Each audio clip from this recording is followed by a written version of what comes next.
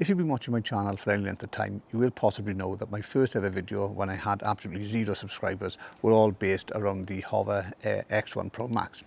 And that's the drone that I started the channel with.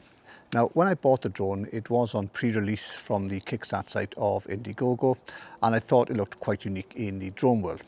And that's exactly what I was looking for, especially when it came to my mountain biking. Something that I could easily fold away and carry. So now it's been around 18 months since I bought the HoverAir X1 Pro Max, and I think that's long enough to give it a proper opinion. So like I said, I've lived with this drone for the last year and a half, and it's travelled with me in backpacks, bike bags and suitcases, and I've used it far more than I would ever expect. And before I go any further, it isn't a sponsored video. As I said, I bought the Pro Max, as I explained, with my own money 18 months ago. Hover haven't had any input into this video, and everything I'm about to say is based entirely on my own experience, so I can say the good and the bad and whatever I want. So the main question is, after 18 months, would I still buy it? Well, most YouTubers will say you'll have to wait till the end of the video, but I think that's silly. So the short answer is yes.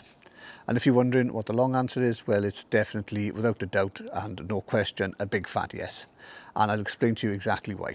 Now, when I first bought the HoverAir X1 Pro Max, I thought it would be a fun little gadget that I'd use now and again. Instead, it has become one of the drones that I reach for the most. And the reason for that is simple. It's always with me. Now, whether or not I'm out on a walk, if I'm heading out on my mountain bike, spending the day at the beach or going away for the weekend, I can throw it into a bag and almost forget it's there until I need it. And after living with it for 18 months, one thing that's really stood out to me is that the best drone isn't always the one with the biggest sensor and the longest flight time. It's the one that's easy enough to take with me anywhere. Now, I don't need to fuss with controllers and setup and everything else. I don't need to take a bag full of stuff with me like screwdrivers and propellers, just the drone. And because the drone launches in seconds, I've captured moments that I probably wouldn't have captured or bothered filming had I had one of my larger drones with me. And for me, that is probably one of the biggest strengths of the X1 Pro Max. Now, even after 18 months, I'm still really pleased with the footage that this little drone produces. Now, it does shoot in 8K without upscaling, although if I'm honest, I shoot all of my videos in 4K, or at least the majority of my videos in 4K. And that's because it is quicker to edit, it takes up less storage space, and it still looks fantastic on YouTube. Now, if I do decide to shoot in 8K, it does give me plenty of room to crop in, reframe, and tidy up the shot without having to worry about the image quality later on. And when it comes to colour, I tend to use the standard colour profile if I'm filming things like holidays or family days out, because it does look great straight out of the camera. Now, if I'm filming for YouTube, I'll usually switch to the flatter colour profile because that's going to give me much more control when I'm actually editing the footage. I do use slow motion occasionally, but only when the shot actually suits it. Most of the time I'm filming in normal speed of 30 frames a second, but it's nice to have the option as well, if I am shooting in 4K, to go up to 120 frames per second if I want to slow things down later on. Now, I do tend to shoot video rather than photos, but if I come across a great view when I am out with the family, I'll usually grab a quick 48 megapixel photo while the drone's already in the air. It's not something that I use on every flight, but it's another useful feature that's there when I need it. Now, one of the biggest reasons I bought this drone was the intelligent flight modes. And after 18 months, I've used every single one of them, possibly hundreds of times. Follow is easily the flight mode that I've used more than any other. If I'm out for a walk, exploring somewhere new, or I just want to capture what I'm doing without even thinking about flying, follow is where I usually start. And one thing I've learned is not to use just one tracking mode. I'll often start with a follow and then switch to the angle track, or side track as it used to be known, and then maybe use the dolly track if I want the drone in front of me, and then finish with something like the bird's eye or the spiral. And mixing the different tracking modes together gives me a much better variety of shots and helps tell a much more interesting story when it comes to the edit and putting everything together. Now, angle track is great because it adds movement across the frame rather than simply following me from behind. Whether or not I'm walking or riding, it creates a much more dynamic shot, and again, this is one I use quite regularly. Now, dolly track is another favourite of mine, and it keeps me as the subject while gradually changing the framing, and I think it gives the footage a much more polished look without me having to fly the drone manually. And then you've got bird's eye, and that's brilliant for putting everything into perspective. And again, I'll often use this when I'm trying to establish a location before cutting back to the tracking shots.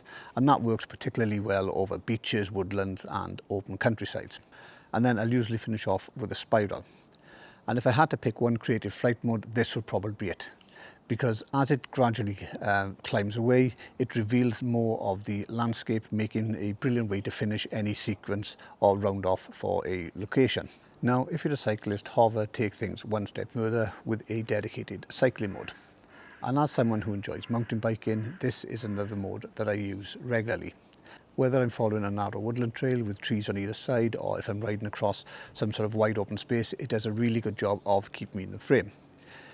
It also handles the speed changes better than expected, with up to 26 miles an hour or even going up to 37 miles an hour in bursts. So this means that I can slow down for more technical sections and then pick up the speed on a wider stretch, and it adjusts surprisingly well.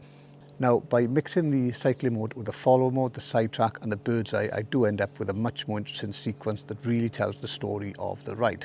Now, Hover is another mode which I use quite a lot, especially when I'm filming pieces to camera like this. And it's simple, it's reliable, and it's ideal when I want the drone to stay exactly where I put it. And then you've got Orbit, which is one of those classic drone moves that never goes out of fashion. And I normally use it around landmarks or when I want to show myself in the landscape itself. And then Snapshot is perfect for when I just want something quick to share on social media. You've got a couple of modes which I don't tend to use, one of them being indoor follow, and that's the one I'd probably use the least. It does work well enough in good lighting and you've got plenty of space, but most of my filming is done outdoors, so I find myself rarely using it.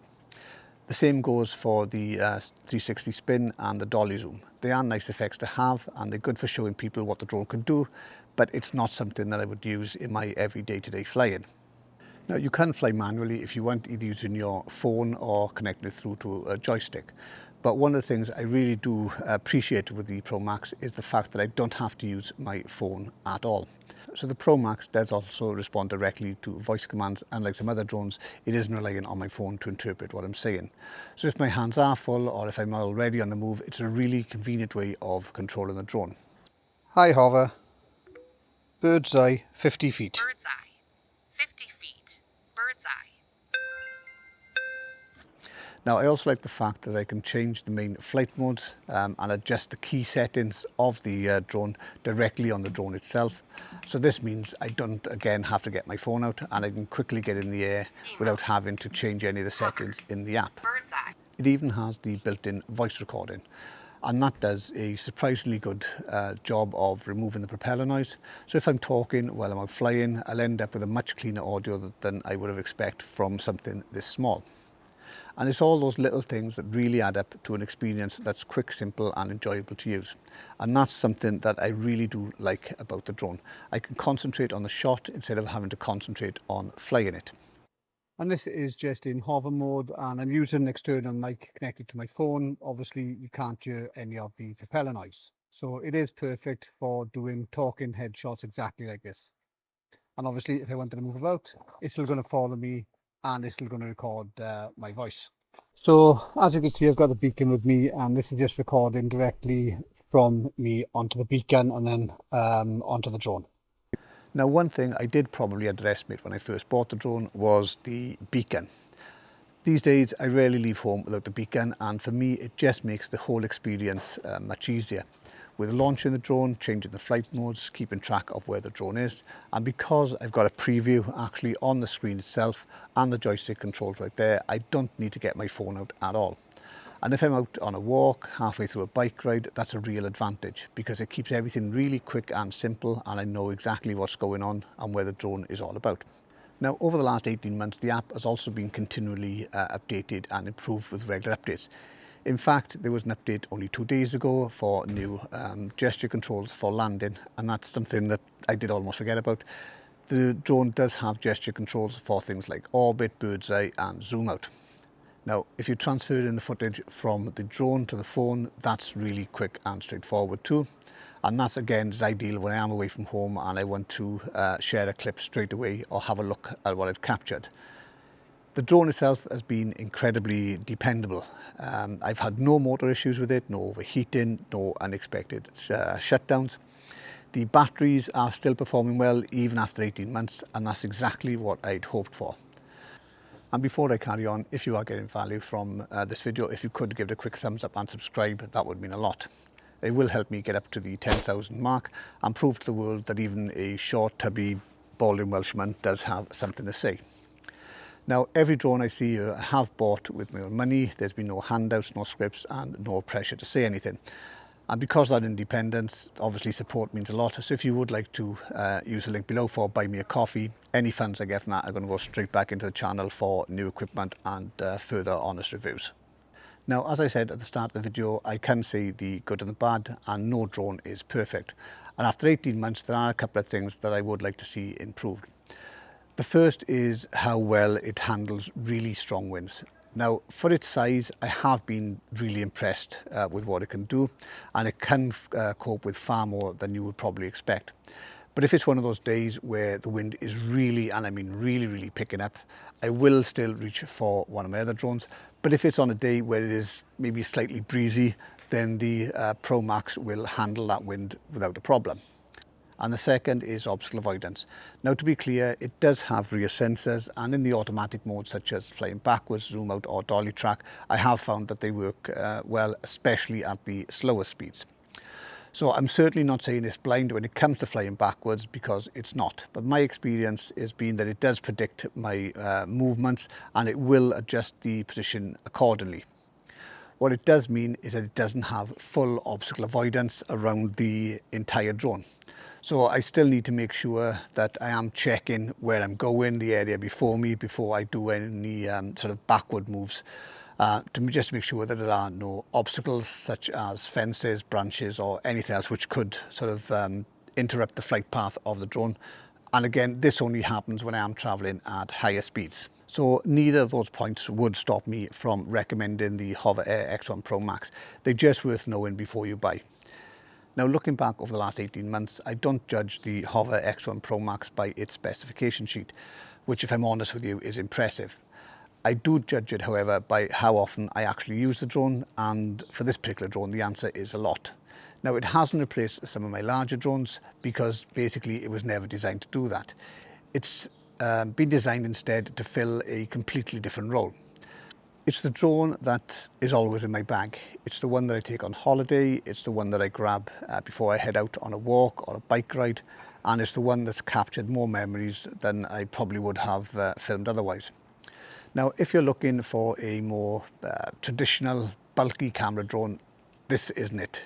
But if you are looking for something that's portable, as I said, you can just fold it away like that and it's in your pocket, something that's easy to use and will encourage you to get out and film more often, I still think that the HoverAir X1 Pro Max is possibly one of the best bit of kits that I've ever bought. Now, even 18 months on, I can honestly say again that I am pleased, even today, just as I was on the first day that I took the drone out of the box. If you've owned one of these drones for a while, let me know in the comments below what you think about it, because it would be nice to know other people's comments. If you've got any questions in relation to the Pro Max or even the Pro, also let me know in the comments below. If there's anything you want to see in relation to the drone, again, let me know. And you can also check out the channel, because I have done loads of other videos all based around the HoverAir X1 Pro Max. So that's the end of the video. If you found it useful, could do the like, subscribe, notification bell, the hype. And like I said, if you want to do the buy me a coffee to support it that way, that would be greatly appreciated too. And as always, I'll try and answer all my comments, or all your comments rather, at the end of the video. And if you've enjoyed it, I'll catch you again in the next one. So thanks very much and bye.